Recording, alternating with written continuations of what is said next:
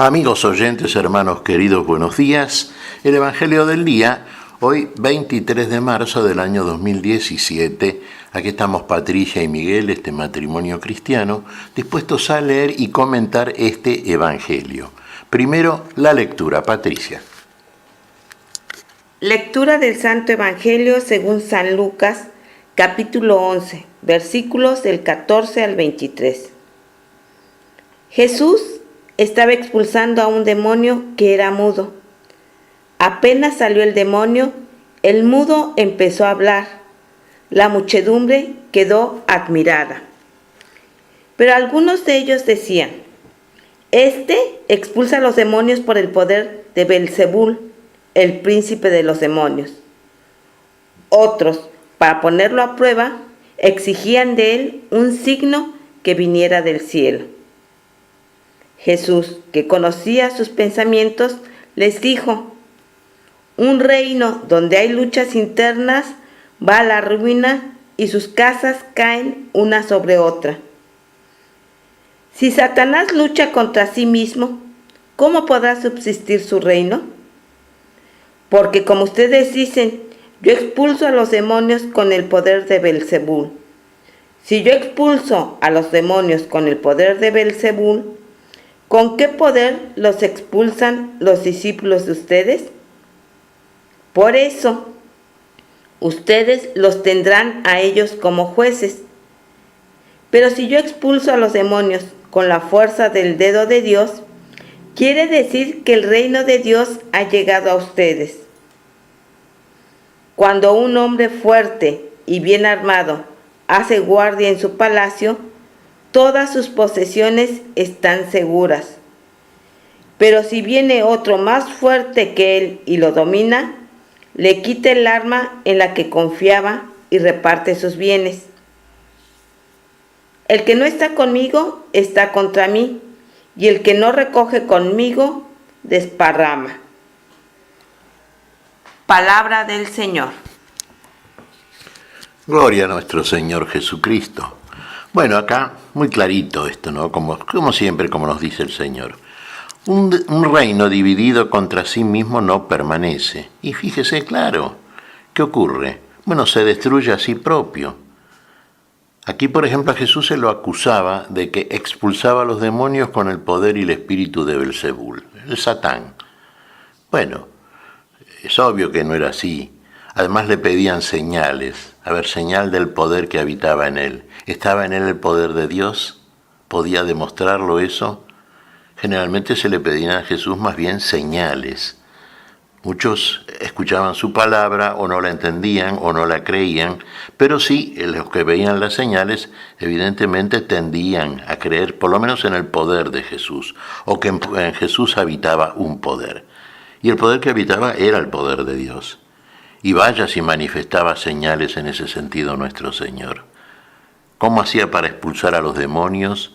¿Cómo producía todos los prodigios, todos los milagros que hacía el Señor? Si no era con el poder de Dios en él. Pero ¿cómo expulsaba a los demonios? ¿Cómo exorcizaba el Señor? Fíjese, vino esto a colación del ejemplo que nos propone aquí el Evangelio en el principio de este pasaje. Había expulsado el Señor un espíritu mudo, una persona poseída por ese espíritu que no podía hablar. Y muchas veces conservando esta palabra, ¿no? Podríamos decir, de alguna manera, y no metafórica, sino más bien simbólica y bien directa. Hay verdaderamente personas que les cuesta mucho hablar. Estamos hablando particularmente de aquellos que, habiendo conocido el mensaje de Jesús, la palabra y sus misterios inclusive, no anuncian estas cosas, no las proclaman, no las hablan en el mundo, no hablan en el mundo como conviene en el Señor. Parece que estuvieran mudos, parece que un espíritu en ellos los inhibe como para salir a hacer lo que tienen que hacer. Y lo que tenemos que hacer todos los cristianos es justamente proclamar la palabra del Evangelio, esa palabra que recibimos de Jesús. Entonces fuera de nosotros todo espíritu de mudez, de silencio, de silencio cómplice, porque en definitiva, cuando usted no dice la verdad, de alguna manera usted se hace cómplice de la mentira. Y la mentira hay que combatirla. Y a Belzebul hay que combatirlo, el demonio, a Satán hay que combatirlo. Y la mejor manera de hacerlo es precisamente a través de la palabra del Señor. Y ahí hace falta un espíritu que sepa hablar, que hable, fuera todo espíritu que impide que uno proclame estas cosas. A veces por prudencia extrema, o por timidez, o por muchas cosas, ¿no es cierto?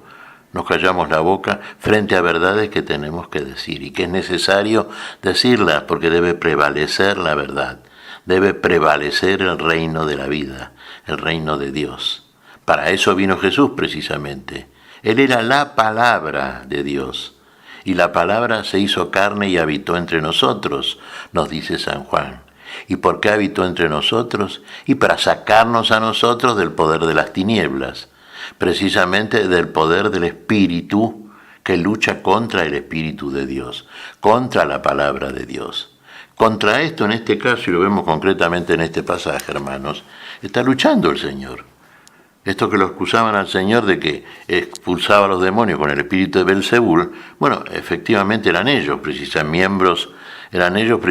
miembros de ese reino que se opone al reino de la vida, de ese reino de la mentira, de las tinieblas, de ese reino de la enfermedad y de la muerte que preside Belzebul.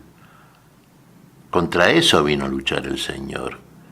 Esos espíritus vino a expulsar de nosotros el Señor de la vida. Y no lo hice precisamente con el espíritu de Belzebul. ¿Qué nos dice acá el Señor? Un reino dividido contra sí mismo no permanece. Si yo expulso a Satanás o a los demonios con el espíritu de Belzebul, ¿con qué lo expulsan ustedes entonces?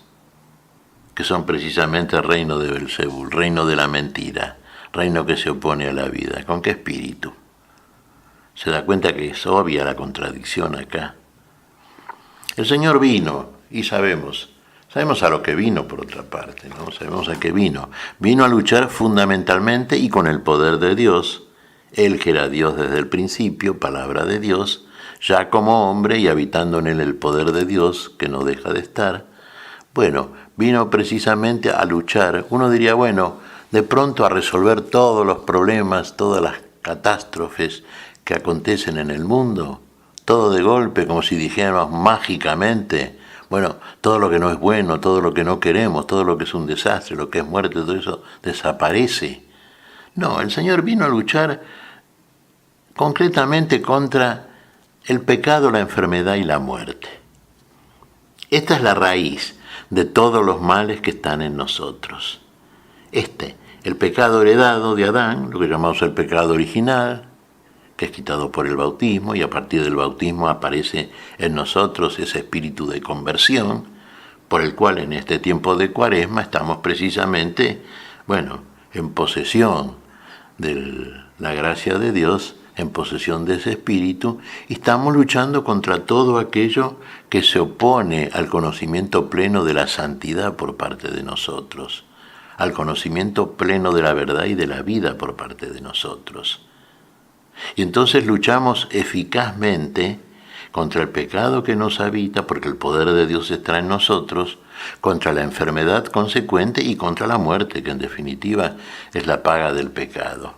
Estas son las cosas con las que el Señor vino a combatir, y las que combate en cada uno de nosotros para finalmente instalar de un modo decisivo el reino de la vida.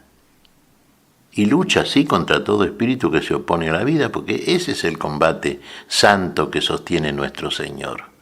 Y ese es el combate del cual tenemos que ser partícipes también nosotros, como soldados de ese ejército de la salvación, de ese ejército de la vida que debe ser la Iglesia de Cristo. Queda muy claro esto, hermanos.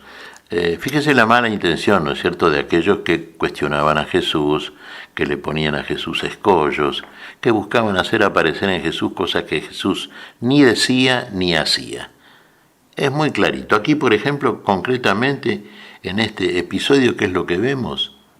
Bueno, a Jesús expulsando a un espíritu mudo el que impedía que el hombre hablase, ¿se da cuenta? Ahí tiene un caso concreto. Ahora puede hablar, ahora puede proclamar la palabra. Ahora puede ser él también un soldado de la verdad. Ahora puede, con el poder de Dios, con el poder de Cristo en él. ¿Qué te parece, Patricia? Pues mira, Miguel, que creo que tenemos que tener los ojos del corazón alerta para ver la obra de Dios en nosotros y a partir de ahí proclamar el reino de Dios.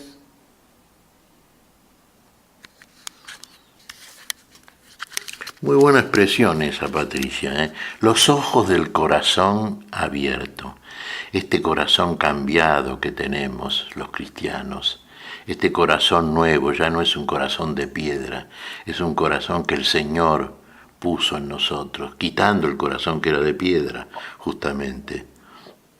Así como Moisés entregó la ley escrita en tablas de piedra, así el Señor, esa ley llevada a su plenitud y perfección a nivel superior, la misma pero elevada ya desde el amor, la escribió en nuestros corazones. Y la escribió, sí, con su propia sangre realmente. Bueno, así nosotros entonces, por eso buena expresión realmente la tuya, Patricia, ¿eh? Los ojos del corazón abiertos. Así vemos las cosas que Dios nos muestra como Dios las muestra. Y finalmente veremos a Dios y lo veremos como Él es en Cristo Jesús. ¿Qué te parece si agradecemos al Señor? Muy bien, Miguel. Te damos gracias, Padre Celestial, en el nombre santo de nuestro Señor Jesucristo.